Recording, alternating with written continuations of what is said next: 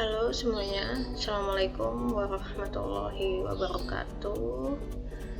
Selamat pagi semua para perwira siswa kelas 4 Nautika. Baik Bapak Ibu, untuk pagi ini berjumpa lagi dengan saya Ibu Niken dengan pertemuan ketiga ya di Leadership and Teamwork Skill atau kepemimpinan dan kerja tim di atas kapal seperti apa. Oke, untuk pertemuan ketiga ini, yang pertama saya akan membahas mengenai skill. Baik, skill itu sendiri ya, berdasarkan para ahli, salah satunya Peter Drucker, dia berargumen bahwa skill tidak bisa dijelaskan dengan kata-kata, tetapi hanya bisa didemonstrasikan. Oke, baik. Jadi artinya skill Anda di atas kapal, mulai dari rating paling bawah sampai atas itu skillnya bertahap dan dipastikan meningkat ya. Pertama mulai dari adanya maintenance ya, perawatan di atas kapal, mulai dari chipping, kemudian ngechat, kemudian menambatkan tali tros ya, kemudian bernavigasi, kemudian anchor handling kalau untuk khususnya yang di kapal AHTS, tapi untuk kapal-kapal tanker atau kontainer dan sebagainya lebih sedikit meningkat ke ahli muatan. Kemudian setelah itu dengan dasar-dasar sudah memahami LSA dan FFA sebagainya ya. Jadi artinya memang kalau Anda tidak dari akademik ya, saya pastikan skillnya betul-betul lebih terasah. Kenapa?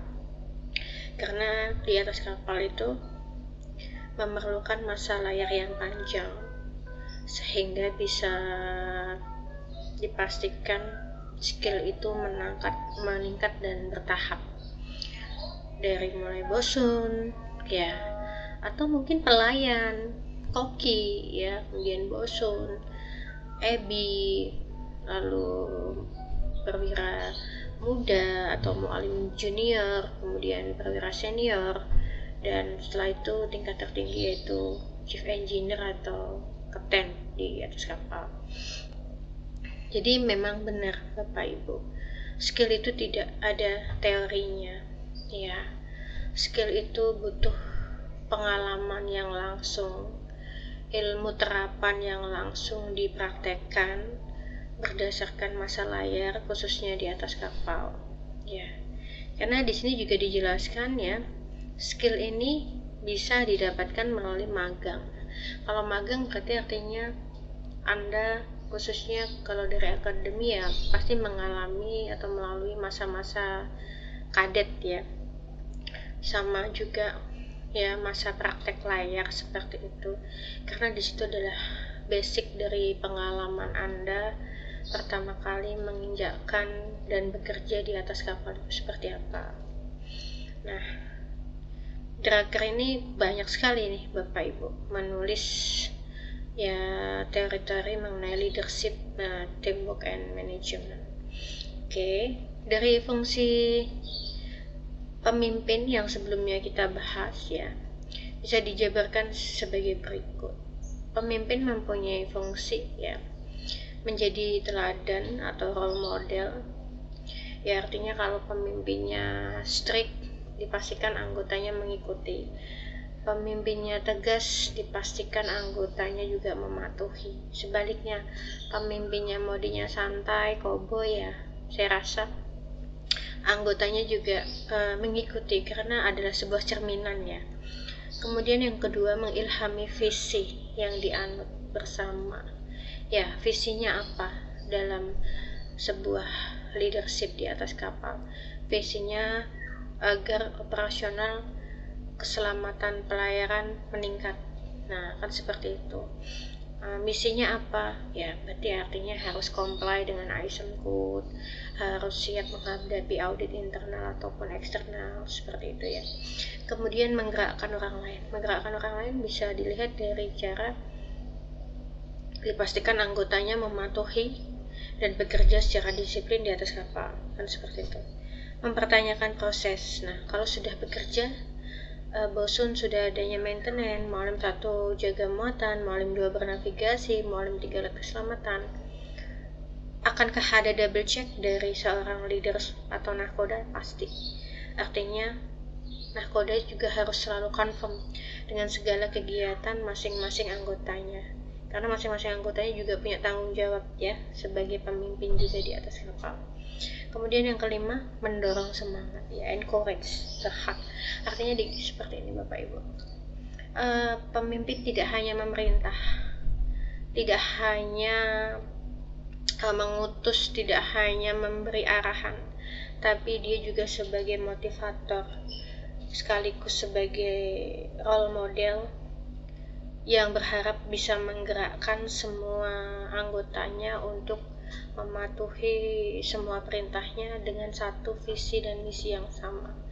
Saya rasa ini 1-5 ini bagian dari integrasi dari seorang kepemimpinan dan dari seorang pemimpin itu. Jadi dalam fungsi pemimpin, entah sebagai kapten, entah sebagai ketua kelas di atas kapal, 1-5 ini jadi satu hal keterhubungan satu sama lain ya, yang tidak putus. Saya rasa seperti itu. Selanjutnya, dari fungsinya, pemimpin mempunyai kekuatan atau sumber kekuasaan, baik, atau leadership power, legitimasi salah satunya.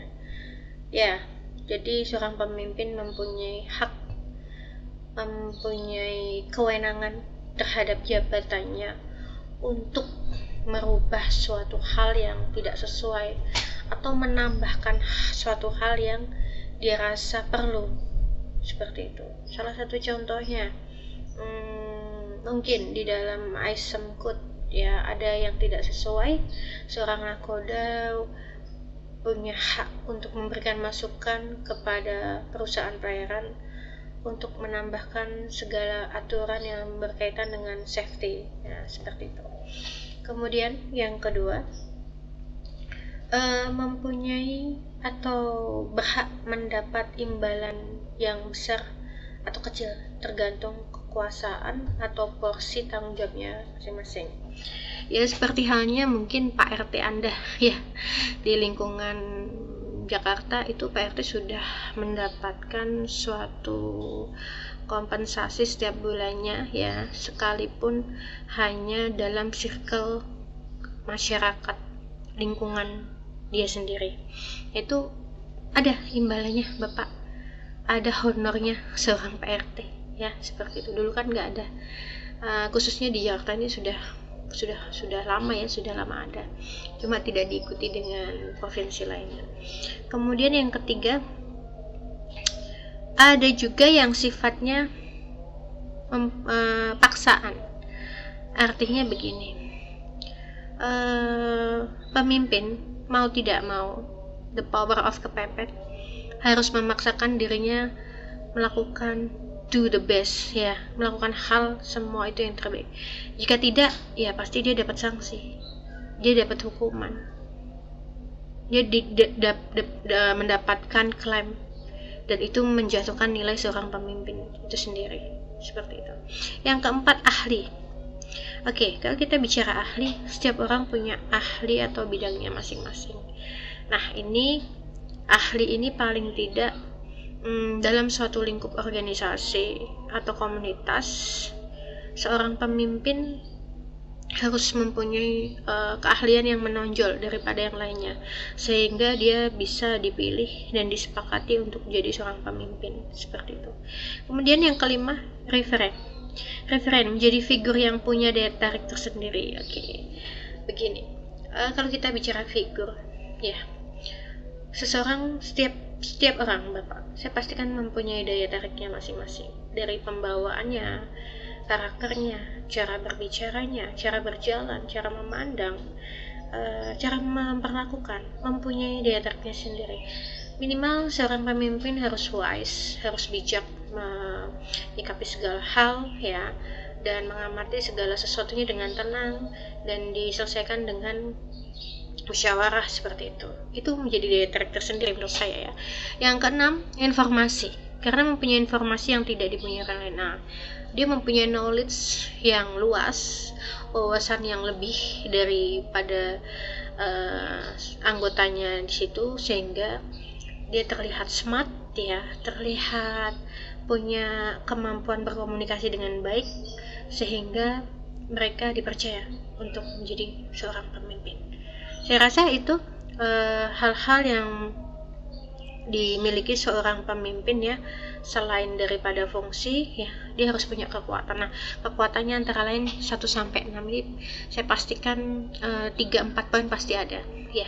Tidak harus semuanya, tapi pasti ada. Baik, selanjutnya Bapak Ibu, di sini dijelaskan ya bahwasanya anggota atau orang yang dipimpin mempunyai karakter untuk kemauan dipimpin ya. Adapun karakteristik yang dipimpin. Nah, saya memimpin kelas Anda untuk mengikuti kegiatan belajar mengajar saya. Tapi saya juga harus lihat nih kepribadiannya Bapak Ibu ini. Dalam suatu kelas pasti banyak hal pribadi yang menarik. Ada yang pendiam, ada yang ceria, ada yang frontal, ada yang malu-malu ya. Nah, hal itu saya berusaha seimbangkan bagaimana agar Bapak Ibu mulai dari yang pendiam, ceria, frontal dan sebagainya itu bisa terhubung dengan saya, sehingga semua ilmu yang saya sampaikan ke Bapak Ibu itu sampai tidak hanya di pikiran, tapi juga di hati, dan berharap dilaksanakan di kehidupan sehari-hari. Harapannya seperti itu. Jadi dilihat dulu nih kepribadiannya seperti apa. Ya, kalau dilihat dari kepribadiannya, biasanya teman-teman ini dari para perwira siswa saya minta untuk perkenalan masing-masing. Jadi saya akan tahu sedikit banyak dari cara bicara pasis, memperkenalkan dari jenis kapalnya, kemudian posisinya di atas kapal apa ya, itu menjadi satu bagian penilaian saya. Kemudian laki-laki atau perempuan. Kalau perempuan sebagai seorang pilot itu menjadi daya tarik tersendiri, karena perempuan itu di maritim industry ya, itu adalah hal yang sangat minor, tapi berusaha untuk tetap eksis. Artinya perempuan ini perempuan kuat, perempuan ini perempuan mandiri, kan seperti itu kurang lebih ya. Jadi saya lihat dulu nih, apakah laki-laki semua atau ada perempuan, atau imbang, ada laki-laki ada perempuan sama banyaknya. Nah, seperti itu. Jadi paling tidak yang dipimpin dengan yang memimpin itu harus mempunyai titik temu yang sama, agar bisa terhubung, agar bisa memenuhi satu sama lain, seperti itu. Kemudian gaya kepemimpinan atau leadership style. Oke, penilaian terhadap cara pendekatan seorang pemimpin dalam melaksanakan fungsinya ya. Tadi ada fungsinya, ada 5 ya Bapak Ibu ya. Nah, jadinya kepemimpinan yang mana sebaiknya dipergunakan dalam situasi yang berbeda. Oke, gaya kepemimpinan bisa berubah-ubah Bapak Ibu. Tidak hanya coaching, tidak hanya casting ya. Itu tergantung dari suasana, situasi, kondisi dan tempat ya, karena seorang pemimpin harus berhak mempunyai pengamatan tersendiri. Baiknya di tempat ini saya harus memakai gaya yang seperti apa, di tempat itu saya harus memakai gaya yang seperti apa. Jadi jangan dipukul rata. Artinya ketika Anda presentasi di lingkup nelayan ya, Anda pastikan di situ ada tata krama yang baik, menghargai orang tua, kemudian juga penjelasannya lebih detail. Setelah itu Anda move ke presentasi ke para mahasiswa, anak-anak muda. Ya, sebisa mungkin Anda bisa membaur, bicaranya juga gaul, kemudian lebih merangkul seperti itu, dan lebih adaptif, dan bahasanya juga kalau bisa ya yang kekinian diselipkan, jadi menambah menarik presentasi Anda. Nah, saya rasa hal-hal seperti itu Anda harus bisa mengamati dan menentukan gaya apa sih yang saya ingin presentasikan di depan ini kelompok-kelompok yang berbeda seperti itu. Nah, di sini ada coaching leader. Coaching leader yaitu berfokus kepada menolong orang lain ya di dalam aktivitas yang berhubungan dengan tugas. Oke, jadi dia langsung ke arah apa yang Anda butuhkan. Contoh, coaching guru vokal. Berarti artinya konsennya saya harus melatih suara Anda tepat di nadanya masing-masing. Nada-nada konsonan, vokal dan sebagainya ini langsung pada hal yang dituju, yang berfokus pada pengembangan personal ya Bapak Ibu ya. Kemudian yang kedua, paket. Oke, untuk best selling leaders atau pemimpin perintis yang cenderung mempunyai setting goal secara cepat, target, artinya kalau Anda lihat di sebuah perusahaan finance ya, atau perusahaan-perusahaan yang menetapkan target yang tinggi Bapak Ibu ya, menetapkan target yang tinggi ya. Di situ biasanya seorang leader ini mempunyai motivasi tersendiri. Bagaimana caranya saya menetapkan target atau kinerja terhadap diri saya sendiri sebagai seorang pemimpin yang harus diikuti oleh anggota saya. Itu adalah best setting leader. Jadi best setting leader ini jika mungkin di atas kapal, Anda sebagai chief officer harus mampu menyelesaikan tanggung jawab muatan sebelum memuat dan setelah memuat tidak ada loss 0% atau 0, atau jika melebihi dari kebijakan dari perusahaan ataupun pelabuhan, Anda siap-siap saya ganti dan tunggu di pelabuhan selanjutnya untuk datang mualim yang baru. Nah, itu adalah strict ya, tetapi memang itu dipastikan untuk best setting leader ini pemimpin-pemimpin yang lo mau harus di target saya, harus mau di alur saya dengan target sekian ABCD, mau nggak mau Anda harus ikuti. Saya gaji Anda tinggi, Anda harus wajib kinerja yang maksimal. Nah, ini kekurangannya adalah apakah mampu seorang anggota atau karyawan atau anak buahnya mengikuti standar kinerja yang tinggi dengan target yang ditentukan, tetapi dengan salary yang memuaskan. Nah, ini tergantung sesuai kebutuhan masing-masing personal. Kira-kira saya mampu nggak ya di perusahaan yang strict ini, perusahaan ya, anggaplah semakin Anda masuk ke perusahaan pelayaran yang bonafit, di situ juga akan semakin beban kerjanya semakin tinggi. Kenapa? Ya sesuai tadi, best setting leader ini harus menerapkan setting goal, target, tujuan, dan itu harus berada di jalur dan alurnya pemimpin itu sendiri. Seperti itu Bapak, itu salah satu contoh dari best setting leader ya.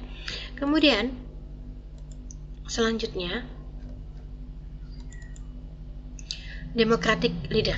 Baik, democratic leader itu sendiri ya memberikan anggota kelompok kerja pilihan suara atau hak memilih di dalam hampir setiap keputusan yang dibuat tim. Ya, artinya semua anggotanya diberikan kesempatan untuk membuat pendapat, menentukan arah, berdiskusi, dan akhirnya menyepakati apa sih yang nantinya kita mau capai bersama-sama, kalian mampu atau tidak, seperti itu. Jadi secara voting, secara keseluruhan diberikan kesempatan untuk menyuarakan pendapat dengan tujuan sama-sama yang ingin dicapai. Seperti itu saya rasa. Kemudian affiliative leader, yaitu style yang paling efektif di mana semangat kerja rendah atau pembangunan tim yang diperlukan, karena dapat dikenali dengan tema ini employee first atau pekerja duluan. Para pekerja bisa mengharapkan banyak pujian dari gaya ini, sayangnya performa yang buruk juga berlangsung tanpa teguran. Baik, untuk affiliative leader Bapak Ibu, ya paling tidak dengan leader-leader gaya kepemimpinan yang affiliative ini, untuk tim yang atau pekerja ini diharapkan sering disemangati, sering diberikan pujian sekalipun kinerjanya ya masih terbilang rendah. Jadi antara pujian dan semangat itu beda tipis ya Bapak Ibu ya. Jadi artinya sekaligus memotivasi seperti itu. Untuk authoritative leader, untuk leader yang terlihat hanyut tanpa arah, yang sangat efektif diterapkan di situasi ini. Maksudnya keadaan bermasalah dan tantangan dan bisa secara jelas mengidentifikasi tujuan-tujuan yang akan membawa keberhasilan. Leader ini juga mengizinkan pekerja itu sendiri untuk menggambarkan cara terbaik untuk mencapai tujuan. Ya, artinya authoritative leader ini sama-sama arahnya fleksibel ya. Kalau dirasa anggotanya tidak mampu mengikuti arahannya, tidak mampu sesuai dengan porsi anggotanya, authoritative leader ini mempunyai hak atau kesempatan. Coba, kamu mau kerjanya seperti apa? Saya lihat dulu. Kira-kira dengan cara kamu dan gaya kamu, apakah akan memajukan tingkat keselamatan pelayaran ini? Atau malah sebaliknya? Jika sebaliknya ya siap-siap Anda digantikan dengan posisi lain. Jadi artinya authoritative leader ini dia kesannya dia terlihat fleksibel, hanyut, tanpa arah, tapi dia tetap ada acuan yang dicapai sebagai landasan tujuan terakhir itu apa, seperti itu. Kemudian coercive leader, yaitu dengan sikap yang hati-hati ya, karena didasarkan pada sikap command and control yang biasanya menyebabkan penurunan motivasi di antara mereka yang berinteraksi. Ya, coercive leader ini salah satunya adalah sikap-sikap kepemimpinan yang hanya bisa memerintah, mengontrol, tapi tidak ada evaluasi. Jadi Bapak Ibu ya, di sini dipastikan kekurangan dari coercive leader ini ya, hanya bisa melihat dari sisi kerja anggotanya dari luar, tapi dari sisi psikisnya tidak ada. Artinya tidak ada feedback ya, tidak ada diskusi, tidak ada review, tidak ada kekurangan-kekurangan yang ingin disampaikan, seperti itu. Oke? Ya, untuk materi pertemuan ketiga ini mengenai leadership and teamwork skill, saya rasa di sini dulu. Jumpa di pertemuan keempat. Saya ucapkan terima kasih. Sampai jumpa. Saya akhiri. Wassalamualaikum warahmatullahi wabarakatuh. Sampai jumpa Bapak Ibu.